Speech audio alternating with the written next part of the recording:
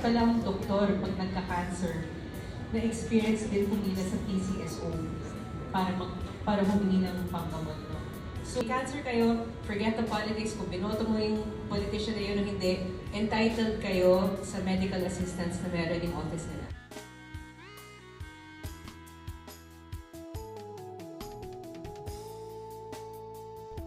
New day, new vlog. I'm on my way to St. Luke's. I'm going to attend a forum on Breast Cancer Awareness Month here at St. Luke's.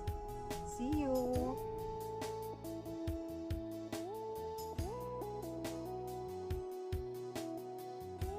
In St. Luke's already.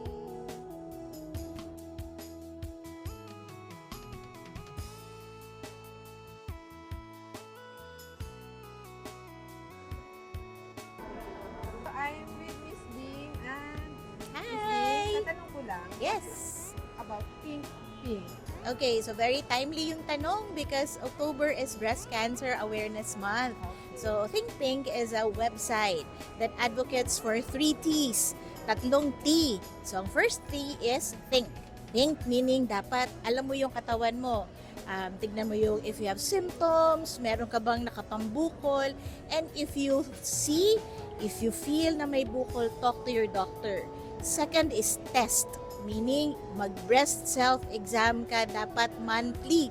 Hindi mo yan dapat nakakalimutan. Or if you are eligible, you should get the breast procedures, mammogram, ultrasound. And the third T is talk.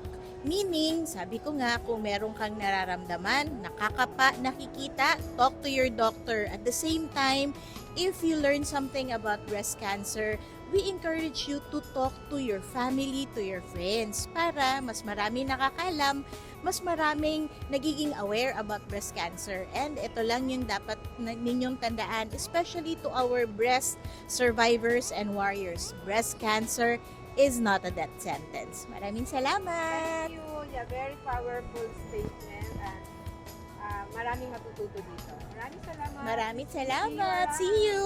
Thank you. Of course, we'd like to honor everyone here, be blessed and be inspired by our cancer survivors. And everything, may we call in our head of the psycho-oncology series from the Cancer Institute from St. Luke's Global Center, Global City, Dr. Maria Fanny Manuel. Hello, good afternoon to everyone. Good afternoon. Kumusta po kayo?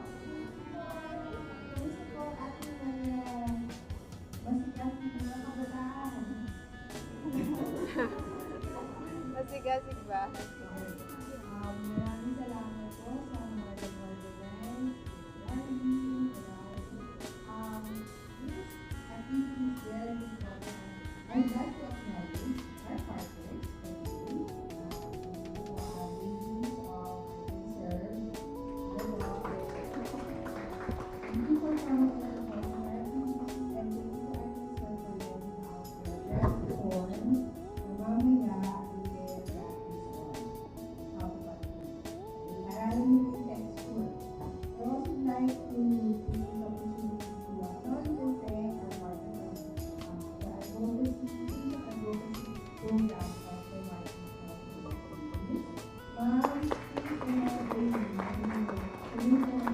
Foundation. And last but not the least, our Silver Place members and Filipino management program application. So today, we came together to raise awareness and share life-saving knowledge about breast cancer. So our goal here is very simple, to help everyone understand the importance of early detection and to build confidence in performing breast examination. So later on, we will be discussing to you on the proper way of self-breast examination, as well as we will be having a written demo on how we appropriately develop it. In addition, one of the secrets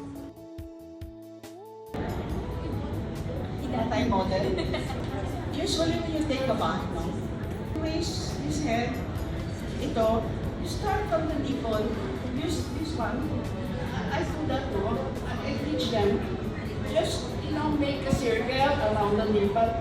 Parang mag-round ka, parang 35 cents, no? I-round mo, angat, round mo ulit, angat, round, all the way down, angat, round, angat, hanggang sa base ng armpit. Kasi, May mga tanong po sila.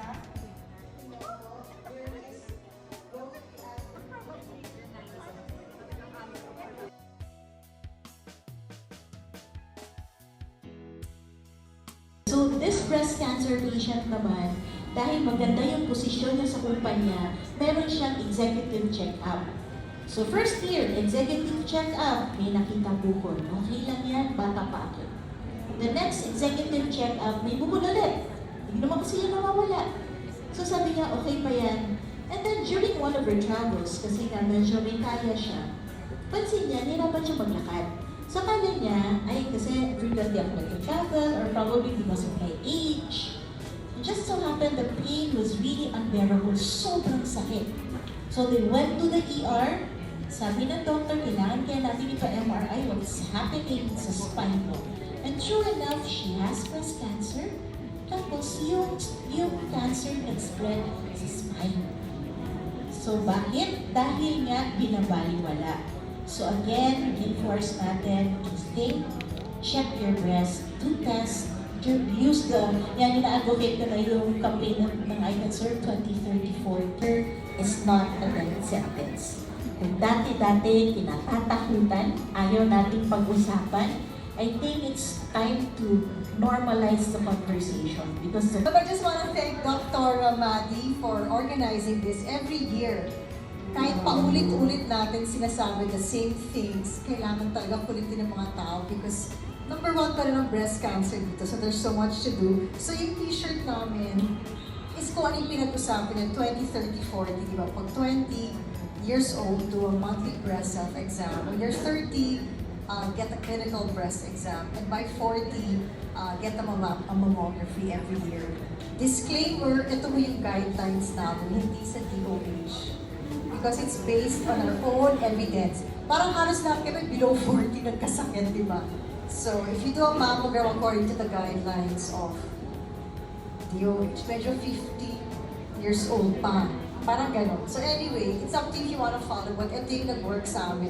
So I just want to thank all of you for being here, giving the time. At sa mga survivors, tayo po kayo. Palakpakan natin ang mga survivors. Kayo po ang heroes talaga. Thank you for your courage and your inspiration. We celebrate you every day. And iCancer is willing to support you. You can call us. We have social media pages. We're all here if you want our phone numbers.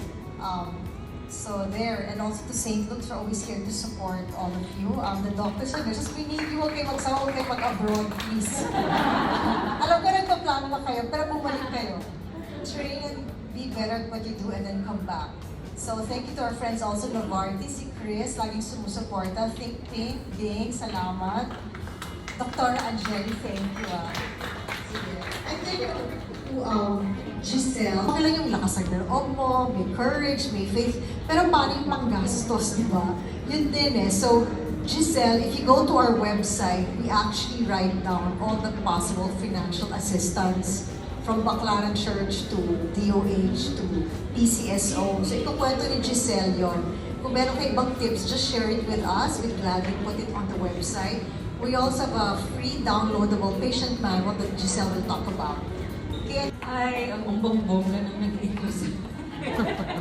Good afternoon, everyone. My name is Giselle Arroyo. I'm an 8.5-year breast cancer survivor. And I acknowledge everyone who needs to be acknowledged. So, just really quickly now. So, yung cancer is really a catastrophic. Makakita na, kahit pala ang doktor pag nagka-cancer, na-experience din humila sa PCSO para humingi ng panggamot. No? So, really, treatment should be covered by universal healthcare. Because, just in case you don't know, 2019, nagpasan po ng Universal Healthcare Act. But of course, to transition to a point na talagang sagot ng gobyerno 100%, medyo matagal. Meron namang konting improvement, but in the meantime, cancer patients and their families are forced to look for ways to supplement what they have out of pocket. Diba?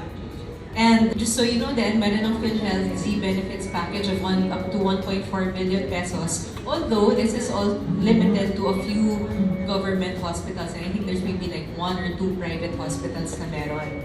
From the national government naman, down to the LGUs, there are assistance programs for cancer patients. So the good news is that the funding is available. And I'm sorry, I'm going to get a little bit political here, but I have to address this in the context of what's happening now. So hindi pala mahirap ang Pilipinas, no?